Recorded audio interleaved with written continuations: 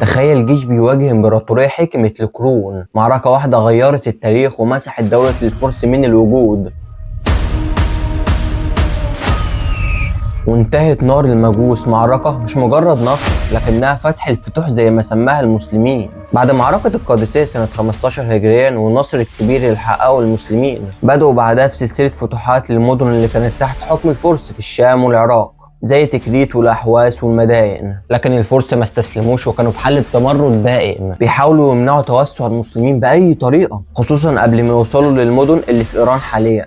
عشان كده بعتوا لحاكمهم يزدجرد ملك الفرس وقتها وأمر بتجهيز جيش ضخم، وحشد 150 ألف مقاتل من كل مناطق الفرس زي طبرستان وجرجان وأصفهان، وعسكروا خارج أسوار مدينة نهاوند. الصحابي سعد بن أبي وقاص رضي الله عنه أول ما عرف باللي بيعمله الفرس اتأكد إنهم بيخططوا لاستعادة مناطق الفرس والعراق، فكتب للخليفة عمر بن الخطاب رضي الله عنه بكل المعلومات وطلب منه سرعة تحريك قوات جديدة. اجتمع الخليفة بالصحابة والتابعين للمشورة واتفقوا وقتها على توجيه حملة لمواجهة الفرس، لكنهم فكروا مين هيكون قائد الجيش، ووقع الاختيار ساعتها على النعمان بن مقرن كقائد لجيش المسلمين، وفي حالة استشهاده يتولى قيادة الجيش حذيفة بن اليمان، ومن بعدها نعيم بن مقرن.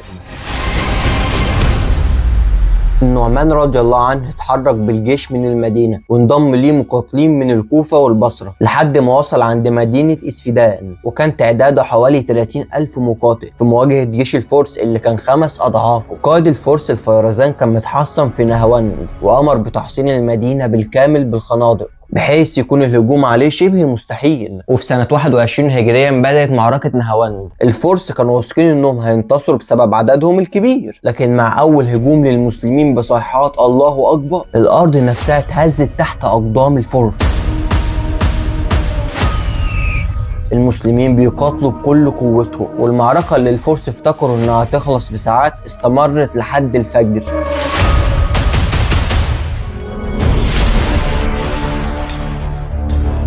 الفرس وصفوا النعمان انه مش بيحارب، ده كان رايح للموت بنفسه، وكل المسلمين كانوا بيتبعوه بنفس الفدائية.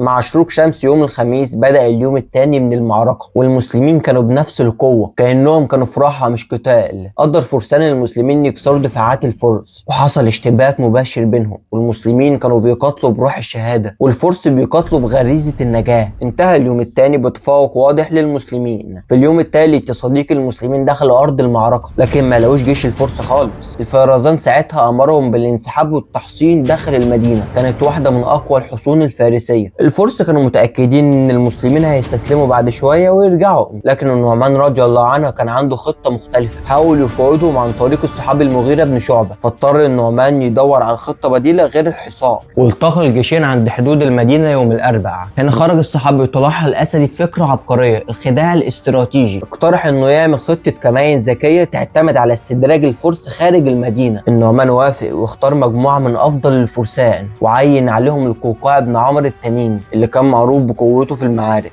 وبدأ تنفيذ الخطة. أمر النعمان جيش المسلمين بالانسحاب بعيد ورا الجبل. في نفس الوقت اللي وصلت فيه كتائب القوقاع لحصون المدينة، الفرس غضبوا جدا وافتكروا إن جيش المسلمين انسحب وساب الكتيبة الصغيرة تحاصرهم، فقرروا يخرجوا بجيش ضخم عشان يبيدوهم. بمجرد ما خرج أغلب جيش الفرس بدأ القوقاع ينسحب تكتيكيا، وصل قريب من الجبال هناك كبر 3 تكبيرات، والجيش المسلم كله سمع الإشارة وانطلقوا للهجوم. الفرس اتفاجئوا بجيش المسلمين بينقض عليهم، وحصل أعنف قتال في المعركة. النعمان كان بيقاتل في الصفوف الأولى، وللأسف استشهد بسهم أصابه في قلبه، فتولى حذيفة بن اليمان رضي الله عنه القيادة. المسلمين استمروا في القتال، وكانت الدماء مالية أرض المعركة لدرجة إن المؤرخين قالوا الخيول كانت بتتزحلق من كتر الدم. الفرس بدأوا ينهاروا وقرروا ينسحبوا، لكن المسلمين حصروهم وقتلوهم بأعداد ضخمة. قائد الفرس الفيرزان حاول يهرب في الجبال، لكن القوقاع بن عمرو رضي الله عنه فضل يجري وراه وقتله، وفتح المسلمين مدينة همدان اللي كانت قريبة من ساحة المعركة. وبكده انتهت معركة نهاوند بانتصار ساحق للمسلمين، ودي كانت الضربة القاضية للإمبراطورية الفارسية. بعد المعركة دي يا صديقي الدولة الساسانية اختفت تماما من التاريخ، والإسلام انتشر في بلاد فارس، وانتهت عبادة النار للأبد. وده كان فتح الفتوح، واحدة من أعظم المعارك في تاريخ الفتوحات الإسلامية.